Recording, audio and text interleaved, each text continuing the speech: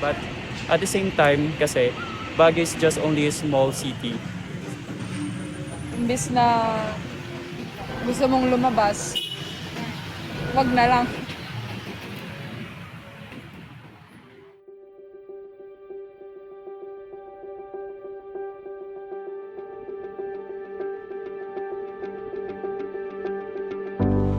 Baguio City, the City of Pines, a highland retreat in the Grand Cordillera in northern Luzon, and the summer capital of the Philippines. Baguio City is known for its cold weather, gigantic pine trees, picturesque view, and its prominent tourist spots, making it one of the well-loved destinations in the country.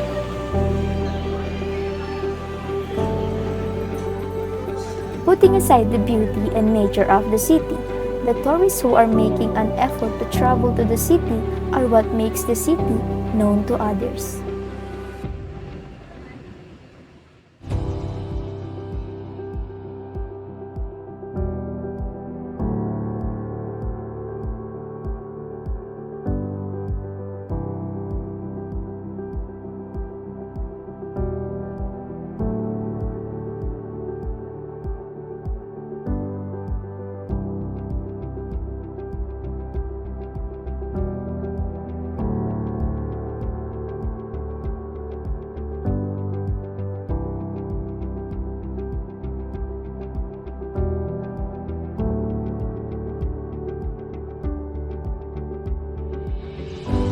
Tourism makes a great impact on the city's economic condition.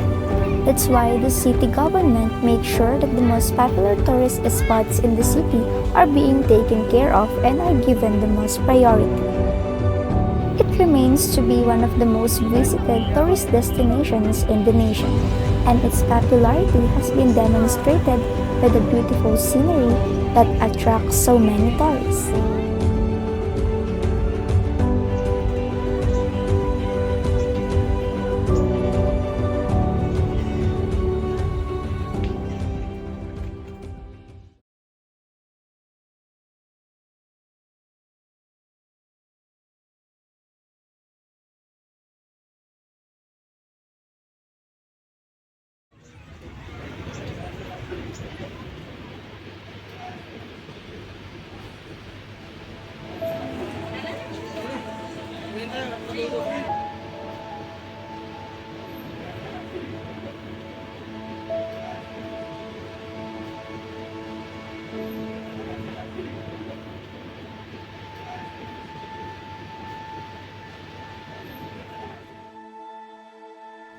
Overtourism is one of the major issues that the city of Baguio faces.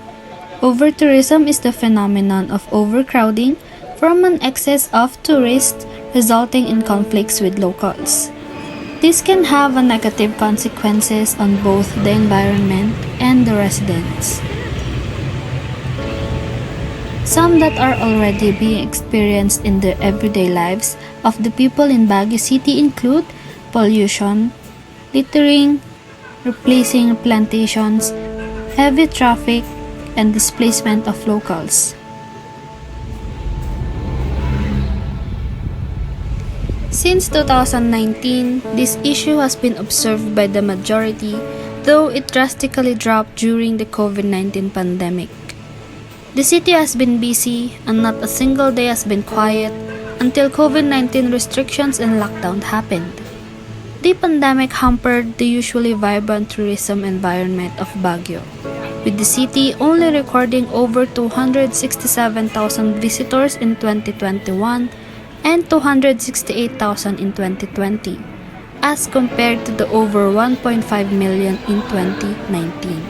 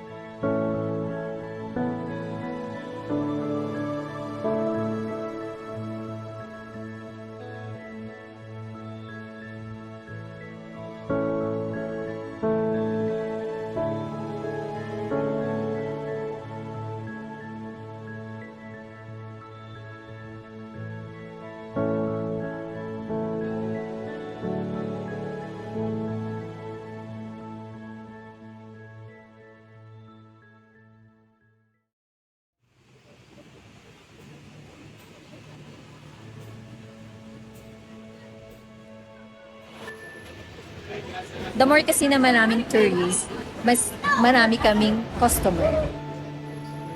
As a mother din, syempre, the more kasi na marami yung tourists, lalo na yung pagpasukan na, talaga na ang hirap para sa mga estudyante.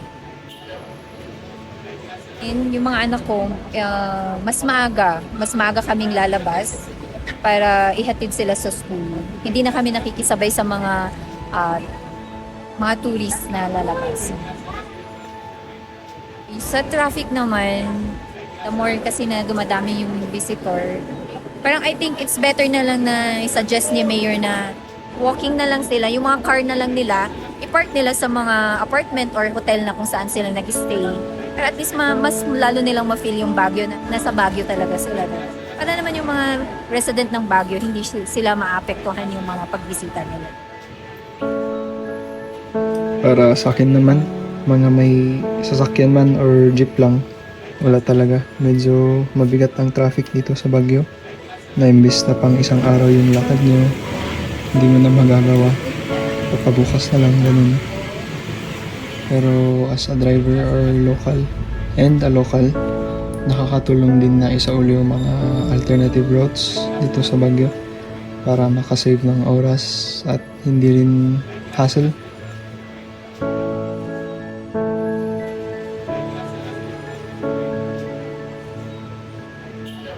Para sa akin po, okay naman po yung increasing volume of tourism dito sa Baguio since nagkakaroon po ng good economy dito sa Baguio. But at the same time kasi Baguio is just only a small city.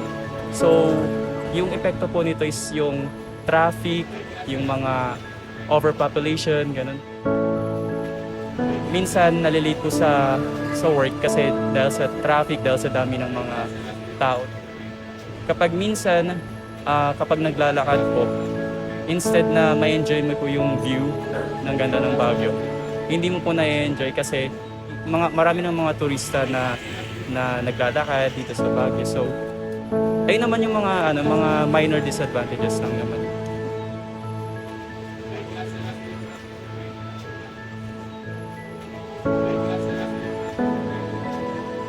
Imbis na gusto mong lumabas, wag na lang kasi masyadong maraming tao. So, mas gugustuhin mo na lang na nasa bahay. Imbis na gusto mo maglamierda sa labas para ma-relax, mag-unwind. Kaso paglabas mo din, hindi ka rin maka-unwind kasi sobrang traffic. Tapos pati tao na traffic sa daan. Kaya yun.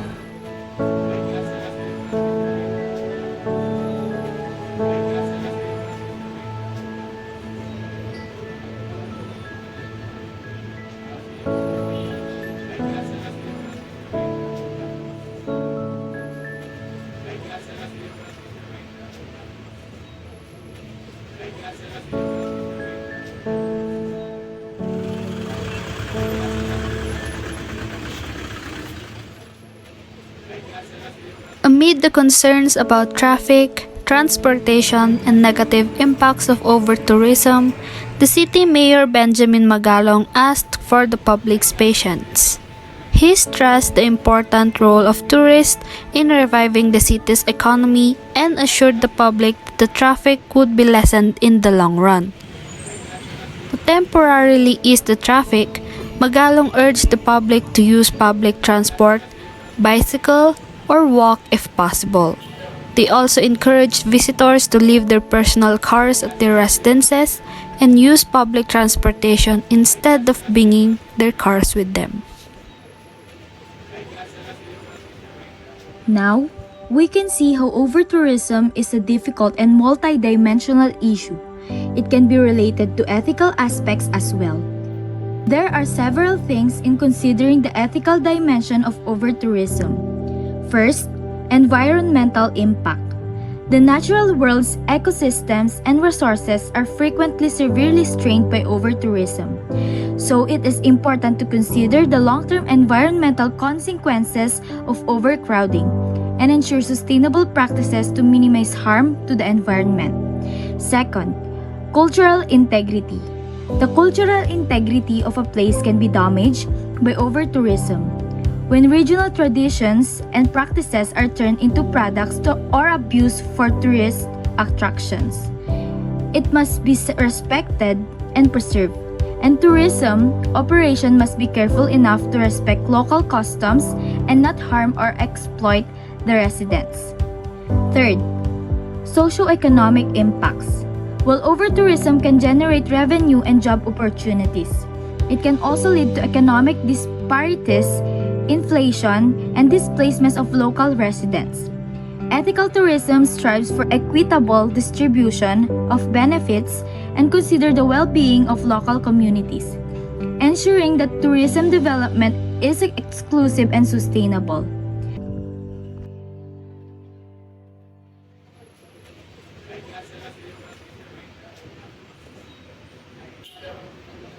Ano po yung rason kung ba't po kayo bumisita dito sa Baguio?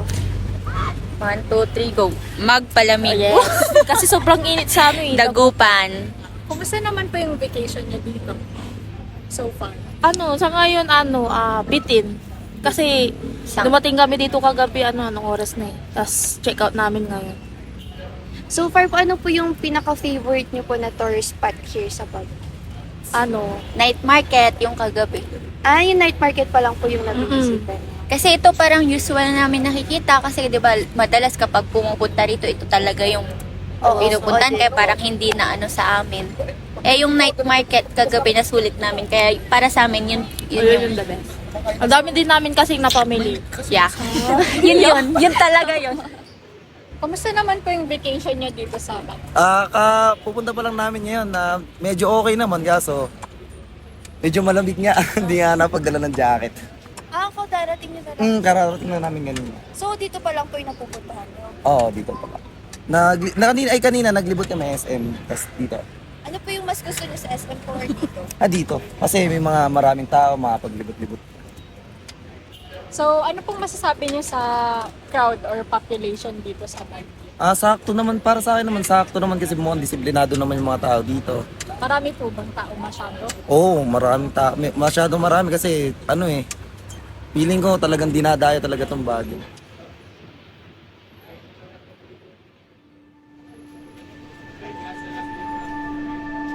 Making sure tourists visiting another city gets to enjoy and be at their wow expression is the main goal of tourism.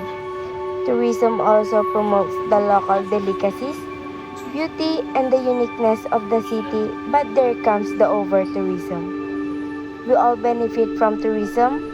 Local gets to make a living and the tourist gets to enjoy. But there are instances where tourism brings a negative impact and we somehow need to be understanding for that.